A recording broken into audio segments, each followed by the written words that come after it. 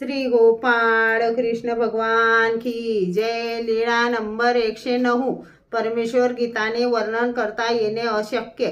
सर्वज्ञांचे भोग नारायणाच्या देवळात वास्तव्य होते। एके दिवशी सर्वज्ञ चांगदेवाच्या देवळाकडे फिरायला गेले। तेथे उंच ओट्यावर बसले तेव्हा रबडो कुंभार, जो ढंप वाजवून गाणे गाऊ जाणत होता, पदे करत होता, तो आपल्या कुटुंबासह सर्वज्ञांच्या दर्शनाला आला आणि अध्यात्म गाऊ लागला। उपनिषदातील रहस्यमय रूप सिद्धार्थांचे पद तयार करून गायले। त्यावर बाईसाने विचारले, बाबा, हे असे आध्यात्मिक रहस्ययुक्त गाणे हा गात आहे, तर हे याला गाता येत आहे म्हणून हा गात आहे का?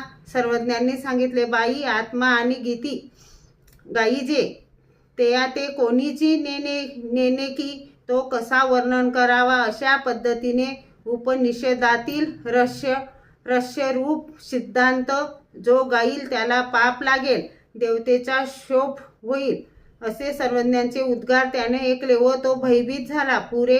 पुरे केले। सर्वज्ञांनी त्याला 3 दाम व पानाचा विडा देवविला। नंतर तो गेला। श्री गोपाळ कृष्ण भगवान की जय।